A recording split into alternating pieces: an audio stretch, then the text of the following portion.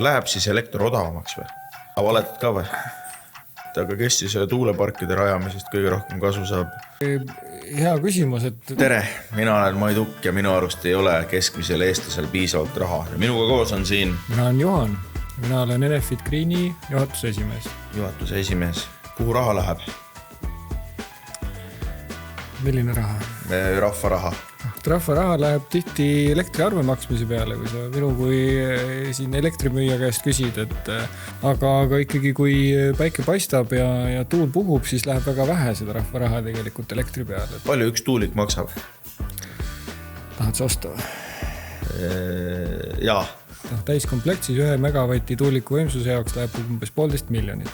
Ja siis oleneb, kui suurt tuulikut sa omale tahad. Et meie näiteks viimati ehitasime Sopi Tootsis 6,7 megavatised.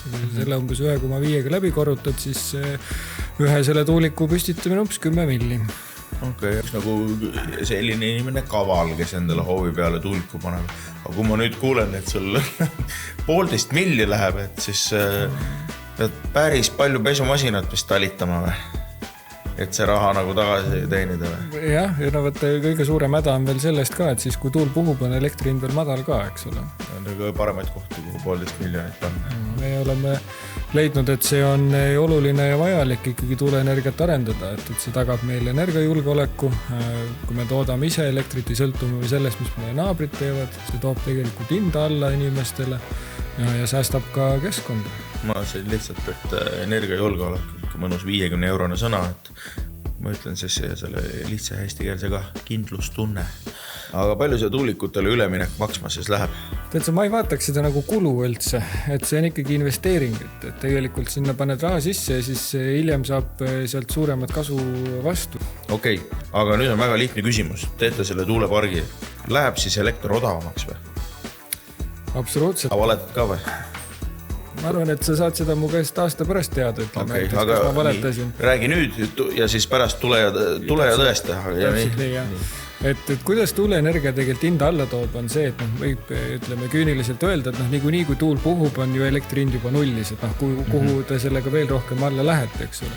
Aga tegelikult on see, et mida rohkem me tuult toome turule juurde, seda suuremaks läheb see hulk neid tunde, millal hind on väga madal.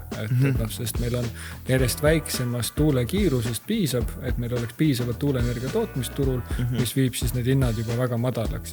Tuulikust tuleb siis tasuta elektri, et miks me ikka siis elektri eest maksame?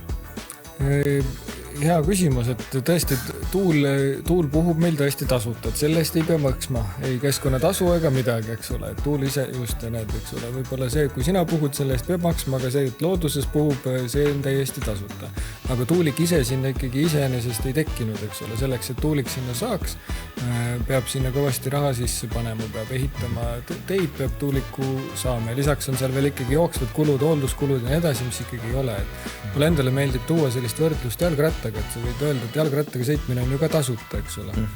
Aga kuidagi sa pidid selle jalgratta omale saama, eks ole, et see ei ole nii, et sa istud käed taskus 0 eurot ja siis ütled, et ma nüüd hakkan tasuta jalgrattaga sõitma. Suht sama. See on lihtsalt väljamõtlemise küsimus. Sul korralikke tange ei ole.